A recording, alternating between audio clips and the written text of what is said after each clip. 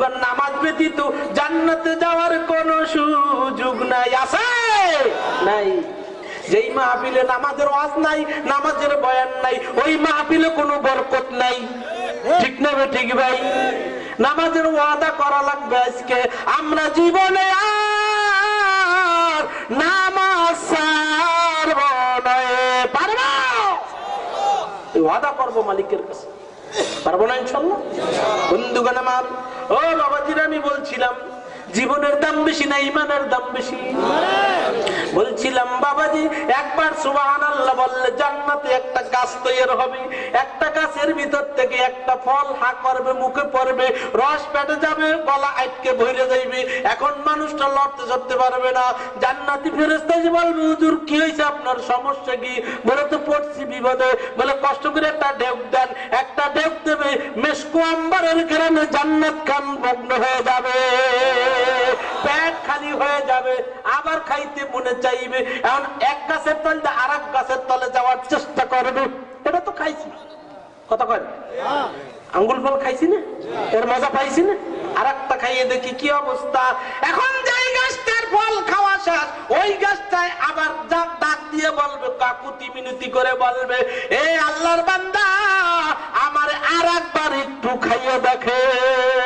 বলবে না তোমার মজা পাইছি? বলে না, এখন আর যে মজা আগে ছিল সেই মজা এখন আর নাই, একটা ফল অন্তত খাইয়ে দেখেন।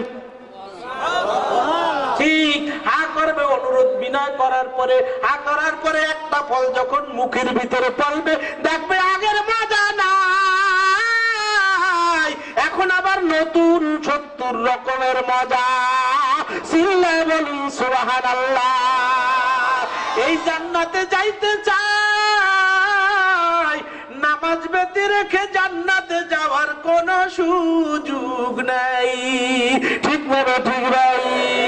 নামাজের ওয়াদাটা করি, এই বাকি আলোচনায় যাইতে চাই। রাজি আছেন সবাই? সবাই রাজি আছেন? কেডা কেডা নামাজ পড়ার জন্য প্রস্তুত আছি?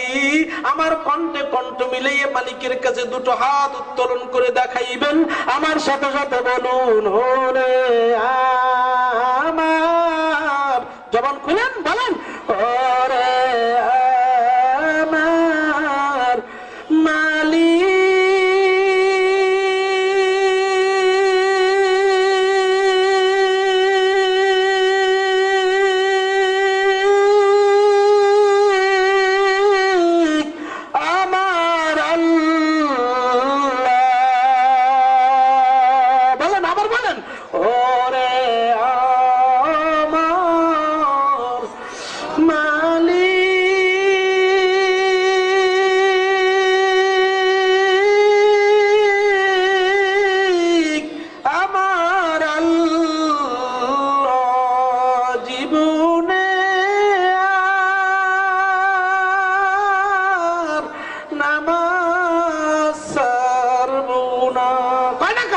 জীবনে আর নামাজ ছাড়বো না।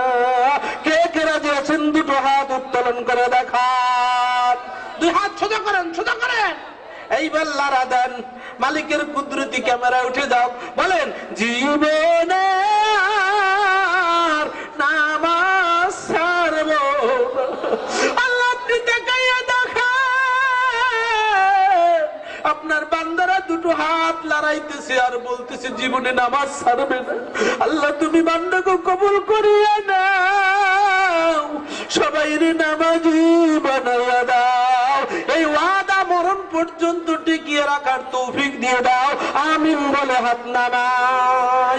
বন্ধুগণ, যদি কেউ নামাজের ওয়াদা করে, তার পিছনের সমস্ত জিন্দেগির গুনাহ সাথে সাথে আল্লাহ মাফ করে দেয়।